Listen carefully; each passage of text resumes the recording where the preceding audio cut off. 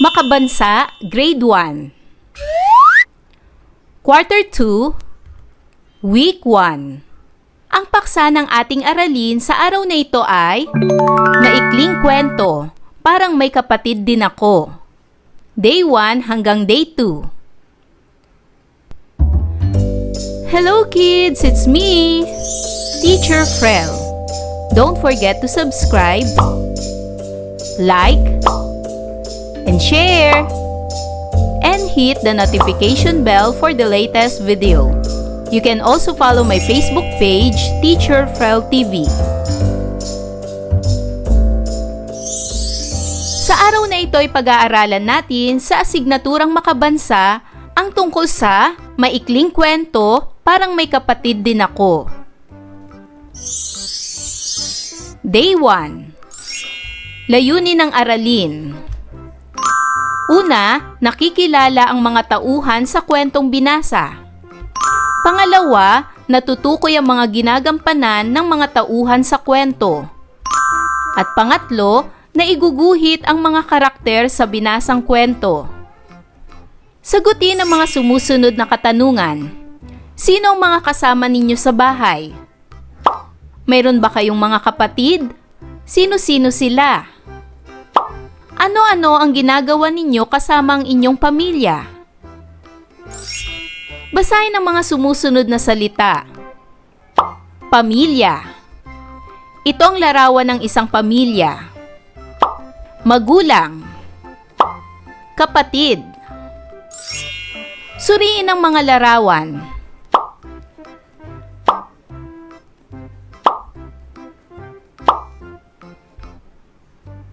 Sino-sino ang nakikita ninyo sa larawan? Ano-ano ang mapapansin ninyo sa mga larawan? Ang larawang ito ay si tatay.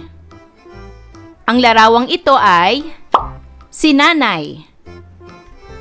Ang larawang ito ay sina lolo at lola. Ang larawang ito naman ay pamilya na may isang anak. Ang mga larawan na inyong nakita ay may kaugnayan sa ating babasahing kwento. Babasahin ko ang isang kwentong pinamagatang Parang May Kapatid Din Ako. Parang May Kapatid Din Ako, isinulat ni Eileen E. Capricho at iginuhit ni Ruhen J. Cainto.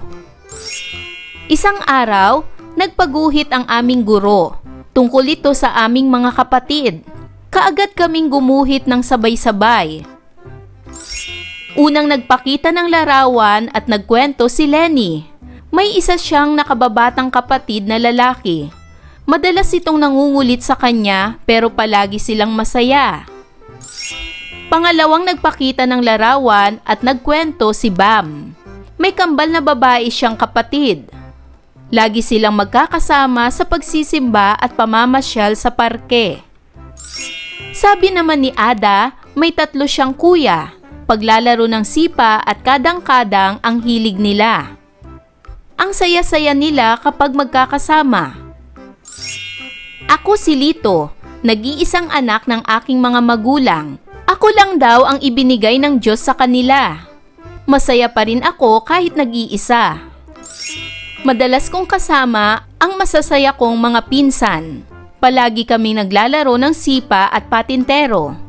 Kaya parang may mga kapatid na rin ako.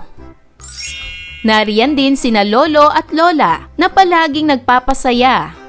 Tuwing gabi, inaabangan ko ang mga kwento nila. Kaya naman, palaging masaya ang aming pamilya. Lalo na at nariyan ang mapagmahal kong magulang. Yakap at halik ang panggising sa akin tuwing umaga. Talagang ang saya-saya ko. Madalas kaming naglalaro ng aking mga magulang. Basketball ang paborito namin. Kaya parang may mga kapatid na rin ako. Kahit nag-iisang anak, masaya pa rin ako. Napakahusay, sabi ng aming guro. Nagpalakpakan silang lahat sa kwento at iginuhit ko. Ngayon naman ay sagutin ang mga sumusunod na tanong base sa kwentong binasa.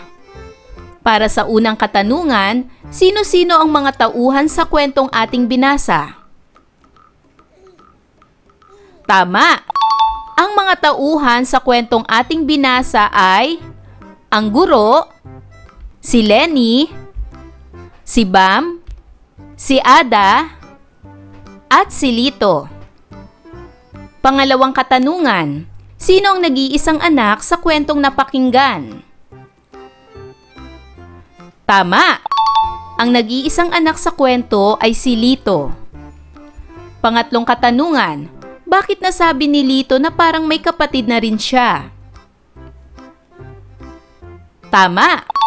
Dahil madalas niyang kasama ang masasaya niyang pinsan at palagi silang naglalaro. Madalas din silang maglaro ng basketball ng kanyang mga magulang. Pang-apat na katanungan, kung ikaw si Lito, gugustuhin mo ba na magkaroon ng kapatid? Bakit? At pang-limang katanungan, ano ang karaniwang nararamdaman ng magkakapatid kapag magkakasama sa bahay? Gamit ang kwaderno, iguhit mo ang isa sa mga tauhan sa kwento na nais mong iguhit. Pagkatapos ay ibahagi ninyo ang inyong iginuhit na larawan gamit ang mga sumusunod na tanong. Una, sino ang tauhan na iginuhit mo? Pangalawa, bakit siya ang napili mong iguhit? Pangatlo, ano-ano ang mga ginagampanan ng tauhan na iyong iginuhit sa kwentong ating binasa? Day 2. Mga layunin. Nasasabi ang mga pangalan ng mga miyembro ng pamilya at nailalarawan ang mga miyembro ng pamilya. Balikan natin ang kwentong ating binasa na pinamagatang Parang May Kapatid Din Ako. Sino-sino ang tauhan sa kwento? Tama!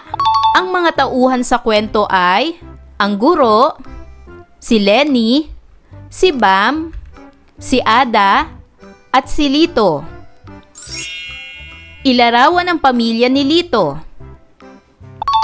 Si Lito ay mayroong mapagmahal na magulang na laging nakikipaglaro sa kanya ng basketball. Ang kanyang lolo at lola ay palagi ring nagpapasaya sa kanya. Nariyan din ang kanyang mga pinsan na masayang nakikipaglaro sa kanya ng sipa at patintero. Ngayon naman ay magbahagi naman kayo ng inyong sagot mula sa binasang kwento noong nakaraang araw. Mayroon bang kapatid si Lito? Tama! Si Lito ay walang kapatid sapagkat siya ay nag-iisang anak. Sino-sino ang kasama niya sa bahay? Tama! Ang mga kasama niya sa bahay ay ang kanyang nanay, tatay, lolo at lola.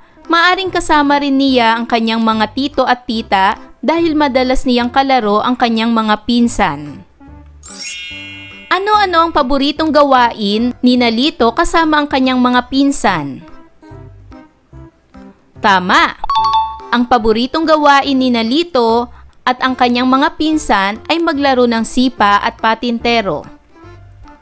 Pang-apat, ano ang inaabangan ni Lito na ginagawa ng kanyang lolo at lola para sa kanya?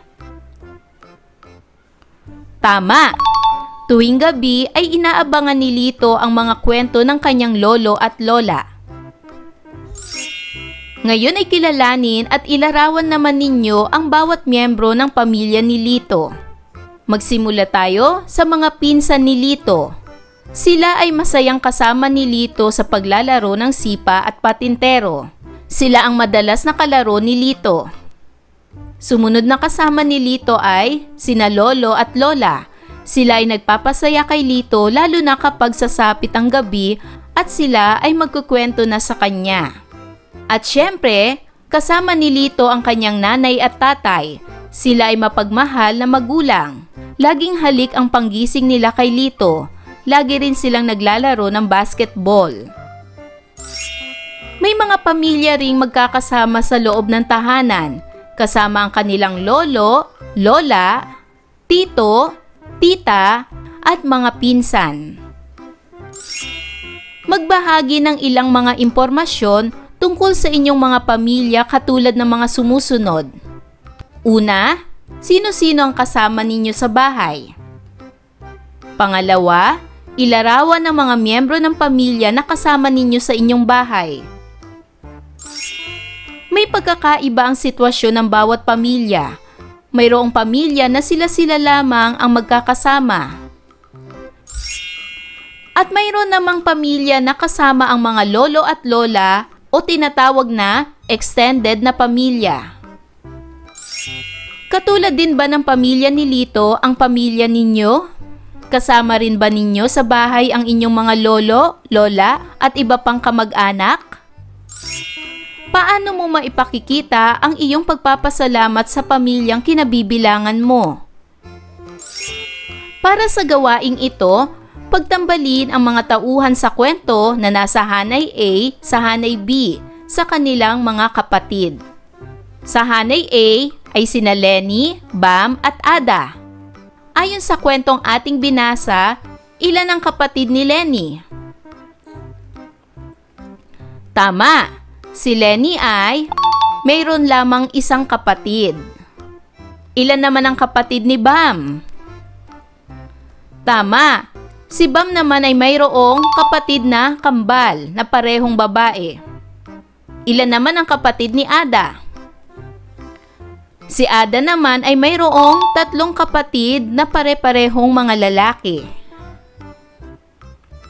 Ayan mga bata! Naunawaan niyo ba ang ating aralin sa araw na ito? Kung ganon, magaling! Mga bata, sana'y marami kayong natutunan sa ating aralin. Hanggang sa susunod na video lesson, paalam! Thanks for watching!